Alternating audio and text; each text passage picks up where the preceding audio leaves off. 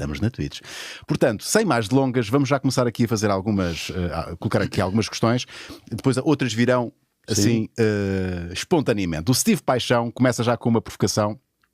É o nosso patrono que diz o seguinte: Boas, Lorde, estou agora mesmo a ver o documentário What the Health. Não sei se chegou a ver esse documentário. E a pôr em causa muita coisa. Uma pergunta simples e direta para o nosso convidado.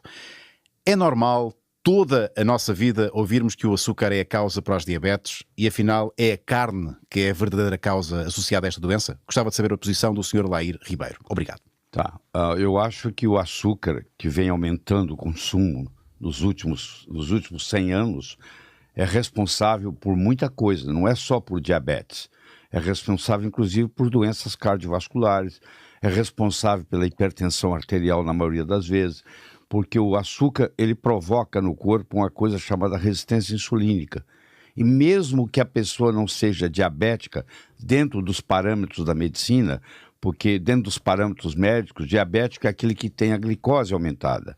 Mas no nosso conceito que nós seguimos, uma pessoa pode ter a glicose normal, mas ela tem uma resistência insulínica, e mesmo que ela nunca foi diabética, ela pode sofrer as consequências de uma doença diabética. E quais são as consequências de uma resistência insulínica? As mais variadas, desde a pressão alta até o próprio câncer. Tá? As pessoas que têm amputações, pessoas que têm que fazer hemodiálise, se você for num departamento de hemodiálise, você está cheio de gente lá que os rins não funcionam mais. Isso não acontece da noite para o dia, isso é um processo de vida.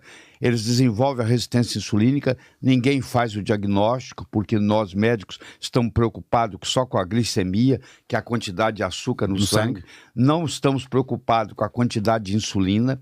Então o indivíduo pode ter a glicose normal, mas ter a insulina elevada, principalmente se você faz testes, porque é igual uma prova de esforço, você sabe que um paciente pode não apresentar nada. Eu coloco ele numa esteira ergométrica e ponho ele para correr, e aí eu detecto que ele tem problema no coração.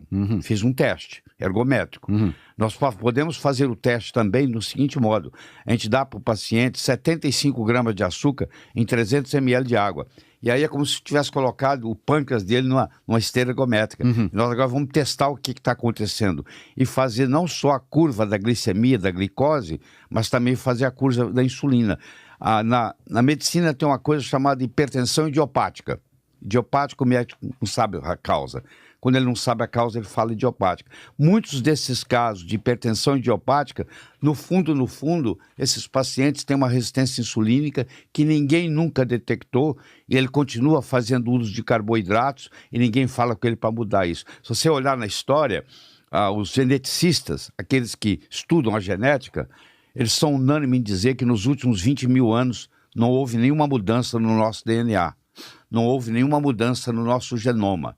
Mas houve uma grande mudança na nossa alimentação. Você imagina... E também nos nossos hábitos. Exatamente, nosso estilo de vida. Você imagina há 10 mil anos atrás, um ancestral nosso acordando de manhã. Primeiro que ele era nômade. Ele não podia plantar nada. Ele não podia comer milho, ele não podia comer soja, ele não podia comer trigo, porque ele não estava ali para colher.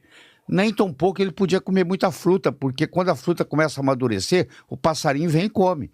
Eu tenho uma jabuticabeira na varanda do meu apartamento, eu nunca comi uma jabuticaba, porque quando ela tá para amadurecer, o passarinho vai lá e come, entendeu? Então ele não tinha... O que ele fazia? Ele caçava, ele pescava e ele encontrava um ou outro fruto silvestre, uma raiz. E isso era o quê? Não tinha carboidrato nessa história. E ele matava a presa, matava o animal, tirava as entranhas, levava para casa e deixava a carcaça magra para os predadores comerem à noite. Hoje a gente faz o contrário. Você quer comer a carne magra, porque alguém falou para você que gordura faz mal. E não é verdade. Isso aí é uma mentira das melhores. E é tão mentira que virou dogma. É quase que uma religião. E é um dogma que interessa... E vamos falar da indústria muitas vezes durante a nossa conversa. Eu tive a oportunidade de ser diretor médico da Merck Sharp & Dohme por 3 anos e meio nos Estados Unidos, e fui diretor executivo, cheguei a vice-presidente da Ciba Corporation, que hoje é a Novartis. 8 anos e meio da minha vida, eu convivi na indústria farmacêutica, então eu sei muito bem o que acontece lá dentro. A indústria farmacêutica é o seguinte, você não pode desenvolver nenhum remédio que mata, porque dá processo. Mas você também não quer desenvolver um remédio que cura, porque aí você não tem paciente, não tem cliente. Então tem que ser um remédio que nem Para os manter doentes? nem mata, nem cura. Que os mantém doentes, portanto. Que mantém doente. Essa é a grande verdade. Por isso é que chama indústria. Ela está preocupada com a saúde. Ela está preocupada em dar o acionista que comprou a ação dela ganhar dinheiro.